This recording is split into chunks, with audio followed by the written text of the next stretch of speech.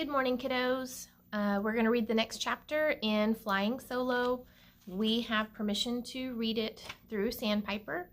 I'm here at the school, cleaning up the classroom, packing up to move to Parkview. I'll show you guys just a little bit. I can't switch the camera on YouTube, so I'm having to clean out the closet, having to pack everything up in boxes to be moved. So I have all of this stuff that I'm having to pack up and put up into boxes to even get moved over to Parkview. Next chapter is 11:18 a.m. Visitors. Let's put some music on, Christopher said. Yeah, rock and roll. Better rock quietly, Karen told him, unless you want a bunch of teachers crawling all over us. This is silly, Bastian said. We've got no teacher, but we're sitting here doing geometry? We're acting like we're on detention. Let's do something. Who's stopping us? You. Knock, knock. So somebody's at the door. And I can imagine that them knowing that they are alone in their classroom and somebody knocking on the door, that can be pretty frightening. And so I'm imagining their faces turning to the door going, who's there? Rachel stared at the door. When it opened, Katie sailed into the room. Katie was in Miss Riley's class. She was dressed in a blue jumper with matching blue socks and a tiny blue ribbon in her blonde hair. Katie seemed a little bit preppy, perfect posture, every hair in place, but everyone agreed she was a talented actress. She had already appeared in 2 commercials. They were silly commercials for laundry detergent, but still, she had been on TV. Mrs. Riley needs the book club orders, she said. Okay, Karen said, taking a large envelope off of Mr. Fabiano's desk. Here you go. Where's Mr. Fab? So she is even noticing something is off. She just came into the classroom and was asking for the book orders, and she's noticing that there's no teacher in here. He's out at the moment, Karen explained. Out? Katie glanced around the room. Yeah, we're supposed to have a sub, Tim explained, but the sub didn't show up either. We're just sort of winging it today. So he just told her the truth. Bastian elbowed Tim hard. Yeah, right, Katie said, with a toss of her blonde hair, and she breezed out of the room. So Tim just told Katie the truth that they don't have a sub, but Katie didn't believe her. And I can imagine why. It's hard to believe that a classroom doesn't have a sub. And so I'm sure she probably thinks, yeah, right, you have a sub. It's probably just using the restroom or something. So she doesn't believe them at all. That was stupid, Jasmine told Tim. Extremely stupid. I mean, why not just announce it to the whole school? She didn't believe me, Tim said, giggling. Did you see that? She didn't believe me. It's just too unbelievable. Most schools, if a sub doesn't show up, they're on top of it. And so he's right. I mean, it's too unbelievable that they wouldn't have a sub to cover their class. Another knock on the door. Louder this time. So when I think of somebody loud knocking on the door, I think of a teacher knocking on the door. This time, Morgan Hasshagen strolled in. He had a crew cut and an Orlando Magic t-shirt. Morgan's father ran the local funeral home. Morgan was so small, he looked more like a 4th grader than a 6th grader. Mr. Fab, he asked, glancing around. He's not here, Karen said smoothly. You have a sub? Morgan asked, still looking. What do you need? Karen asked him. Where is everybody? Morgan asked, his eyes darting from one side of the room to another, and he looked so funny. Rachel had to work hard to stop a smile. Karen giggled, and a few other kids joined in. We're all here, Jasmine said. Alone. That's a fact, Christopher said. Yeah, right, Morgan smiled. You're lying. So he also does not believe them that they're alone. You're right, it's a lie, Karen said. So what do you need? Are you guys really alone? Morgan asked. The sub never showed up, Karen explained, nodding calmly. Guess they figured we didn't need a teacher today, and it turns out they're right. Morgan stared at her. He knew Karen was not the kind of girl who went around making up stories.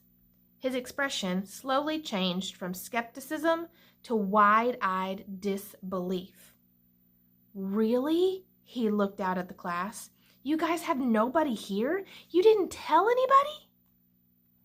You tell anybody and you die, Rhonda told him. This is so cool. Morgan leaped up onto Mr. Fab's desk and started doing a fast boogie-woogie dance. So I can imagine the feeling of that he thinks that it's super cool to not have a teacher in the room and like, yeah, we can do whatever we want, but they're showing that they're not doing everything that they want to do because they're still doing their work. They're still being responsible.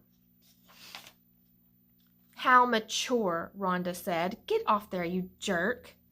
Morgan jumped off and pulled open one of the drawers in Mr. Fabiano's desk. What do you think you're doing? Candy, Morgan said. Mr. Fab keeps a stash down here. Hey, Bastian jumped up out of his seat. You take any of Mr. Fab's candy and I'll break your arm. Okay, Morgan said, holding up both hands, palms out. He picked up a shiny rock on Mr. Fabiano's desk, a cubic piece of pyrite, and tossed it into the air. Rachel drew a quick, sharp breath. That had been Tommy Feather's favorite rock. Put that down, Missy said. Geez, Morgan said, you guys sure are jumpy today. So they're very protective of their teacher's things, which means that they love their teacher, they care for their teacher, and they don't want anybody messing with his stuff. We don't like other people messing with our stuff, Bastian said. Now, Morgan started slinking around the classroom, grinning, looking carefully at everything. Don't you have to get back to your class? Jessica asked. Not really, Morgan said. When he spotted all the open math books on the desk, his face went all bug-eyed. Don't tell me you guys are actually working with no teacher? What a bunch of wusses. Getting our work done now so we can party all afternoon, Christopher told him. He leaned back and loudly cracked his knuckles. And you're not invited, Tim said. You're starting to get a little annoying, Karen told Morgan. What exactly do you want? Mrs. Kiefer needs the American History book, Teacher's Edition. I'm not sure where that is, Karen said. I'll look for it and bring it down. Just promise you won't tell any teachers till after school. Promise? Oh, sure, I'm going to go squeal to my teacher, Morgan said, giving her a sour look. He leaped up onto Mr. Fabiano's desk again and did another quick boogie-woogie dance. This is so cool. Goodbye, Karen said. She pulled him off the desk and pushed him out the door. Jasmine had to search all through the supply closet before she finally dug out the history book. Here it is, she said, without a word. Sean got up and took it from her. I'll bring it, he said softly. Okay, Jasmine said. Sean's stomach felt queasy, with those vinegary potato chips on top of the soda, on top of the candy bar. Maybe a walk would help settle it down before he could get a hot meal at lunch. Usually, Sean got a special feeling, a peculiar kind of airness whenever he left a classroom to walk in the halls. Sean loved those few minutes when you could go on your own to the bathroom. Those were the only moments in the whole school day when he felt really free, unseen. He always made a point of walking slowly, trying to make those few moments of school freedom last as long as possible. But today, leaving the classroom was different. He left a classroom where no teacher was watching and went out to the halls where a teacher might see him. It felt strange as he walked faster than usual to Mrs. Kiefer's classroom. He knocked, and Mrs. Kiefer was standing at the blackboard. Here, he said, handing her the history book. Tell Mr. Fabiano thank you, Mrs. Kiefer said. She was a thin woman with a pasty complexion, and she didn't look particularly happy. He was glad he had Mr. Fabiano for a teacher. Sean nodded. "Oh, that's right, he's out today, isn't he? Well, thank your sub, please." "Okay," Sean mumbled as he edged to the door. On the way out, he spotted Morgan waving like a maniac from the back of the room. Music was playing when Sean returned to room 238. A song by the Counting Crows, turned down low. Sean looked at the schedule on the board. 11:30, connections, writing again. Sean took his seat and glanced over at Rachel. He tried to catch her eye, but she was deep into her writing. Everyone was. I want you to think about Sean's little bit of the story right there at the end of the chapter. And why do you think Sean would want to catch Rachel's attention? And remember back at the chapter at the very beginning of the book where we learned about Sean and his home life. And Sean is alone a lot at home. His dad's not home a lot. His dad has different girlfriends here and there. And so I can imagine he probably doesn't have a lot of attention at home. So why do you think he would want Rachel's attention? And then post in the comments why you think why, and I will see you guys next week with the next chapter. Bye, guys.